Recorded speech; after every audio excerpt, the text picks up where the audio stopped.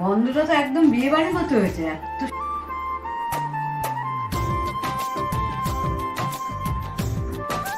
Finally বন্ধুরা আমাদের চিংড়ি মাছের মালাইকারি রেডি।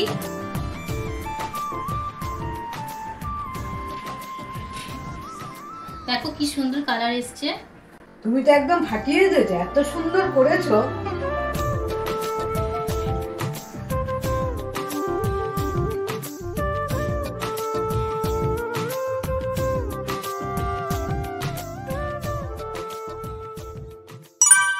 হ্যালো বন্ধুরা, আমরা আজকে আবার চলে এসেছি আরেকটি পুরোনো দিনের রান্না নিয়ে, চিংড়ি মাছের মালাইকারি।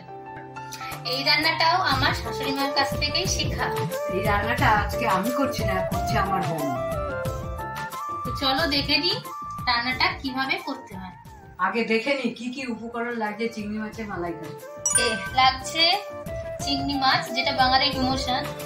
এটা তোমরা বড় চিংড়িও নিতে পারো, ছোট চিংড়িতেও করতে পারো। এই চিংড়ি মাছটাকে ধুয়ে বা নুন হলুদ দিয়ে ম্যারিনেট করে আধ ঘন্টা রেখে দিয়েছি। লাগছে পেঁয়াজ কুচি, রান্নায় আমরা পেঁয়াজের পেস্ট ব্যবহার করব। নারকেল করা আছে, কিন্তু এরকম নারকেল লাগবে না, নারকেলের দুধটা আমাদের লাগবে, সেটা আমি করে নেব। তার জন্য একটা মিক্সিং জার আমি নিয়ে নিয়েছি। লাগছে লঙ্কার গুঁড়ো, জিরের গুঁড়ো, লাগছে ধনে গুঁড়ো, কাঁচা লঙ্কা আর আদা রসুনের পেস্ট। সবশেষে লাগছে ঘি আর গরম মশলা, যেটা ছাড়া বাঙালি রান্না অসম্পূর্ণ থেকে যায়। চলো বন্ধুরা, প্রথমেই আমরা নারকেলের দুধটা তৈরি করে নিই। প্রথমেই আমি নারকেলটাকে পেস্ট করে নেব। তার জন্য একটা মিক্সিং জারে নারকেলটাকে আমি দিয়ে দিচ্ছি।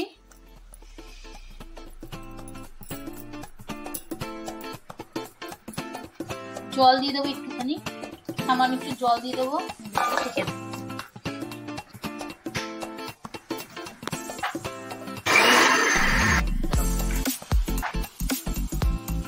নারকেলের পেস্ট হয়ে গেছে। এবার এটাকে একটু ছেঁকে নিতে হবে। ছেঁকে নিয়ে দুধটা আর টুকরাটাকে আমি আলাদা আলাদা করবো। নিয়ে নিচে একটা ছাঁকনি, এবার আমি এটাকে ছেঁকে নেব।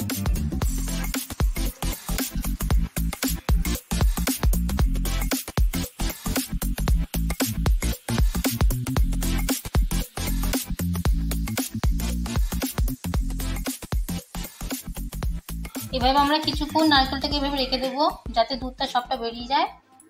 তারপর আমরা কিছুক্ষণ পর আবার ফিরে আসছি। আমরা অন্য স্টেপে চলে যাবো। এলাচ আমি হামালদিস্তায় গুঁড়ো করে নেব।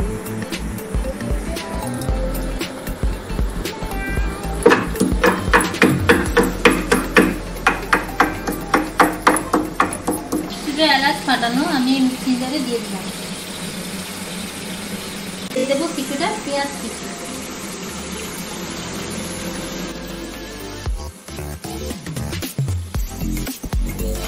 দিয়ে দেবো কাঁচা লঙ্কা।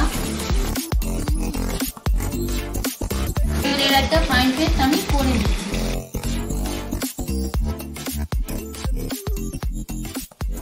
তেলেই আমরা এবার এই চিংড়ি মাছগুলোকে ভেজে নেব, কিন্তু বেশি ভাজবো না, হালকা করে ভাজবো, কারণ বেশি ভাজলে চিংড়ি মাছ শক্ত হয়ে যায়। ঠিক আছে, একটু নাড়ি চাড়িয়ে নামিয়ে দেবো।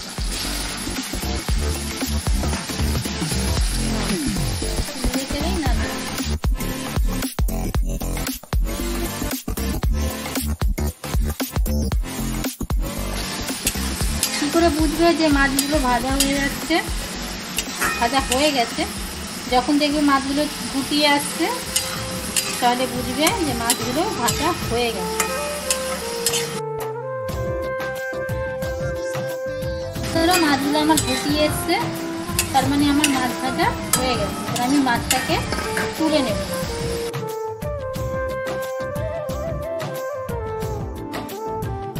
মাছ থেকে যে জলটা বেরোলো, এটা আমরা ফেলবো না, এটাকে আমরা রান্নায় ইউজ করবো।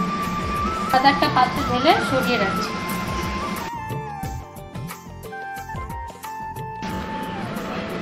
চিংড়ি মাছের মালাইকারির জন্য নেব একটা ফ্রাই প্যান, ননস্টিকের কড়াই নিয়ে নিয়েছি। এর মধ্যে একটা পোস্তা, আচ্ছা দিয়ে দিচ্ছি একটু সরষের তেল। এর সাথে দিয়ে দেব 1 চামচ ঘি। তো ওগুলো তেল আর ঘিটা অলরেডি গরম হয়ে গেছে। এবার এর মধ্যে আমি ফোড়ন দেবো, গোটা গরম মশলা দেবো, একটা দারচিনি, একটা এলাচ, এটাকে আমি ফাটিয়ে দেবো, একটা লবঙ্গ।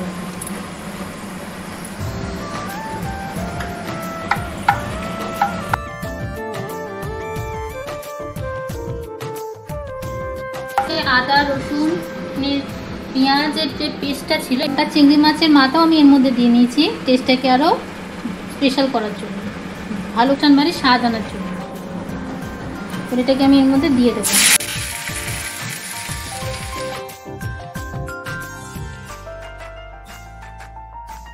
এর মধ্যে একটু জল দিয়ে গুঁড়ো মশলাগুলোকে এক এক করে দিয়ে দিতে হবে। দিচ্ছি হলুদ গুঁড়ো, দিচ্ছি 1 চামচ জিরের গুঁড়ো,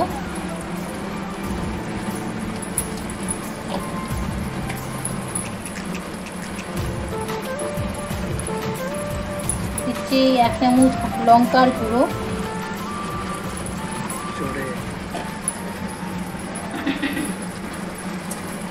দিচ্ছি 1/2 চামচ কাশ্মীরি লঙ্কার গুঁড়ো,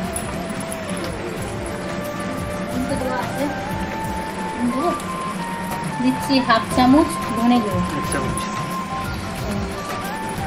1 চামচ ধনে গুঁড়ো।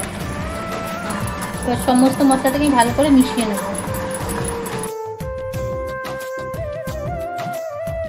কিছুক্ষণ আমি কষতে দেবো যতক্ষণ না তেল ছাড়বে। ঢাকনাটা দিয়ে দিলাম কিছুক্ষণ মশলাটা কষার জন্য। আচ্ছা, যে জলটা আমাদের ছিল মাছ ভাজার পর, সেই জলটা আমি এর মধ্যে একটুখানি দিয়ে দেবো। তেল ছেড়ে দিয়েছে, এবার আমি চিংড়ি মাছগুলো এক এক করে দিয়ে দেবো।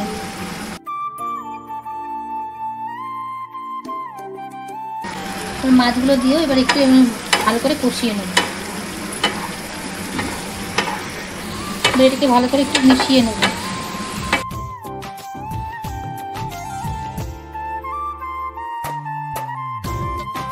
আবার কিছুক্ষণ অপেক্ষা করব তেলটা ছাড়া পর্যন্ত।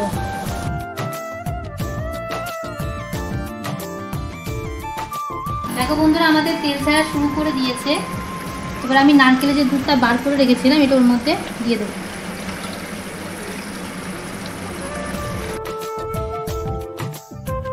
করে আমি মিশিয়ে নেব। দেখো কি সুন্দর একটা কালার এসছে। এটাকে আমি কিছুক্ষণ আবার ফুটতে দেবো। ঢাকনাটা দিয়ে দিলাম। নিয়ে নিয়েছি 1 কাপ গুঁড়ো দুধ, এটাকে আমি ওর মধ্যে মিশিয়ে দেবো। এই গুঁড়ো দুধটা তোমরা ইউজ করবে বন্ধুরা, তাহলে দেখবে টেস্টটা ওরকম হয়, অনুষ্ঠান বাড়ির মতনই হবে। আবারও ঢাকা চাকা দিয়ে কিছুক্ষণ ফুটতে দেবো।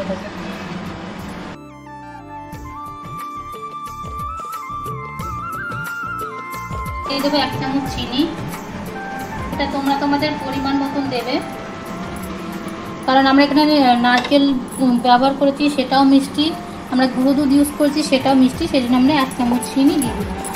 তোমরা তোমাদের স্বাদ অনুসারে দেবে।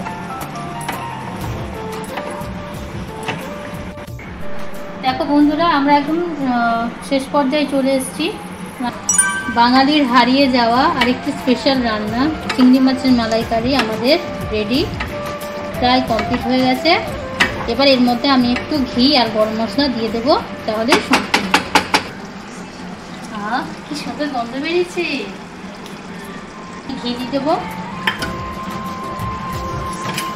একটু গরম মশলা দিয়ে দেবো, সামান্য একটু গরম মশলা দেবো। এটাকে আমি ভালো করে মিশিয়ে নেব।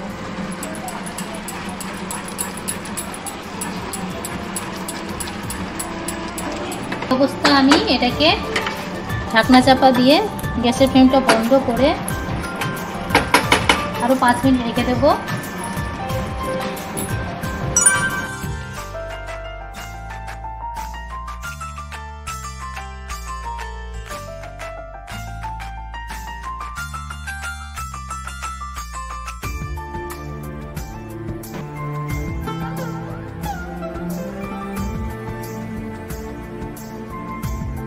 তো ফাইনালি বন্ধুরা আমাদের চিংড়ি মাছের মালাইকারি রেডি। দেখো কি সুন্দর কালার এসছে, দেখে তো মনে হচ্ছে খুব ভালোই হচ্ছে। তাও আমি আমার শাশুড়ি মাকে একটু দেবো টেস্ট করার জন্য। বাহ, গন্ধটা তো একদম বিয়ে বাড়ির মতো হয়েছে, এত সুন্দর হয়েছে দেখতে রংটা। ওকে, বলো টেস্ট কেমন হয়েছে। এবার আমি একটু খেয়ে দেখছি। খুব ভালো হয়েছে, এত সুন্দর হয়েছে। তুমি তো একদম ফাটিয়ে দিয়েছো, এত সুন্দর করেছো। আচ্ছা, তো তাই তাহলে সব পরিমাণ সবকিছু ঠিকঠাক হয়েছে? খুব সুন্দর হয়েছে। বন্ধুরা, কিভাবে সহজে বাড়িতে অনুষ্ঠান বাড়ির মতন চিংড়ি মাছের মালাইকারি তৈরি করা যায়, তোমরাও আমার রেসিপিটা ফলো করলে তোমরাও বাড়িতে বানাতে পারবে। এরকমভাবে এরকমই নিত্য নতুন বাঙালির হারিয়ে যাওয়া রেসিপি দেখতে হলে আজই তোমরা আমার চ্যানেলটিকে সাবস্ক্রাইব করে নাও আর পাশে থাকা বেল আইকনটিকে প্রেস করে নাও, যাতে সবার আগে তোমার কাছে নোটিফিকেশন পৌঁছে যায়। তো আজকে এই পর্যন্তই বন্ধুরা, ফিরে আসছি আগামী কোনো একটা রেসিপি নিয়ে। টাটা।